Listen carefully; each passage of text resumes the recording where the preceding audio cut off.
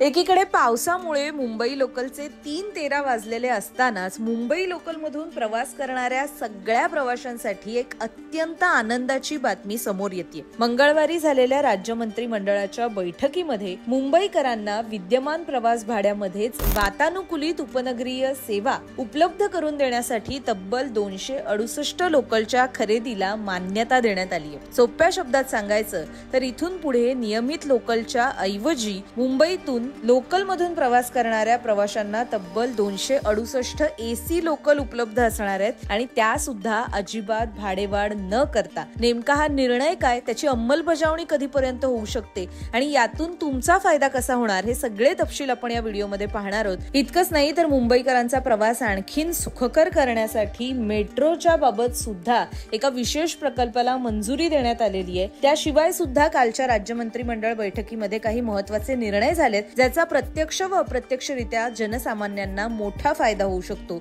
याच निर्णयांबाबतची सविस्तर माहिती आपण जाणून घेऊया। नमस्कार, आपण पाहताय लोकसत्ता लाईव्ह। राज्यातील पायाभूत सुविधांचं जाळं अधिक भक्कम करताना सामान्य प्रवाशांना दिलासा देणाऱ्या काही महत्त्वाच्या प्रकल्पांना मुख्यमंत्री देवेंद्र फडणवीस यांच्या अध्यक्षतेखाली झालेल्या बैठकीत मंगळवारी 19 ऑगस्ट 2025 ला मान्यता देण्यात आली। खरं तर काही दिवसांपूर्वी जेव्हा मुंब्रा स्थानकाजवळ रेल्वेतून पडल्याने 5 प्रवाशांचा मृत्यू झाला होता, त्यानंतर दरवाजे स्वयंचलित करण्याची घोषणा करण्यात आली होती। मात्र अर्थातच या निर्णयाला, या घोषणेला प्रवाशांकडून सुद्धा मोठ्या प्रमाणात विरोध दर्शवण्यात आला आणि या निर्णयाला विरोध झाल्यानंतर वातानुकूलित गाड्यांची संख्या वाढवावी अशी मागणी सुद्धा जोर धरू लागली। एकीकडे एसी लोकलची संख्या वाढवण्याचा प्रस्ताव मांडला जात असताना भाडेवाढीबाबत सुद्धा मुंबई लोकल मधून प्रवास करणारे प्रवासी चिंतित होते। मात्र आता या चिंता दूर करणारा निर्णय समोर आलेला आहे। राज्य आणि केंद्र सरकारच्या निर्णयानुसार वातानुकूलित गाड्यांची संख्या वाढवून सध्याच्याच भाड्यामध्ये वातानुकूलित सेवा देण्याचा निर्णय मंजूर झालेला आहे। मुंबई महानगर प्रदेश विकास योजनेच्या टप्पा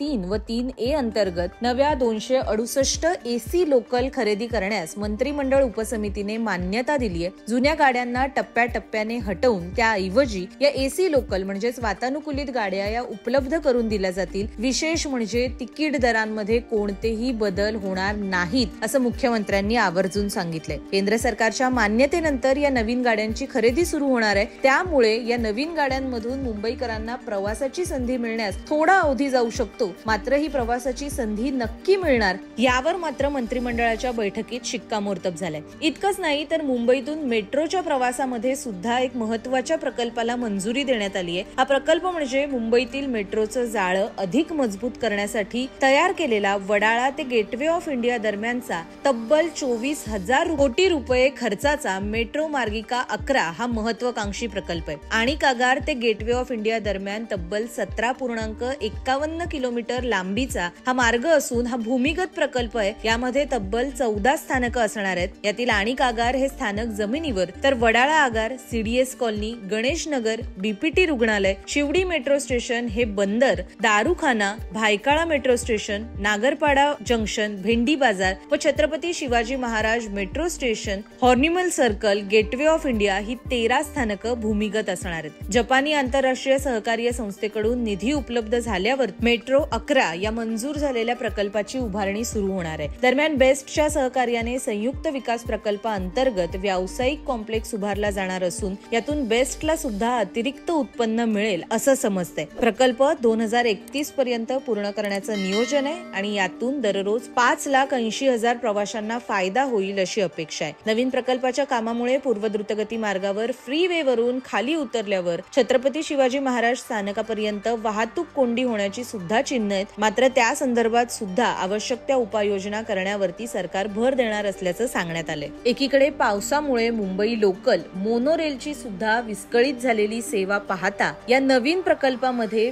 प्रवाशांच्या सुरक्षेसाठी नेमक्या कोणत्या उपाययोजना केल्या जाणार हा प्रश्न सुद्धा महत्त्वाचा आहे। मात्र हे तपशील येत्या काळात स्पष्ट होतील। याबद्दलचे सर्व अपडेट्स जाणून घेण्यासाठी लोकसत्ताच्या YouTube चॅनलला सबस्क्राईब करायला विसरू नका।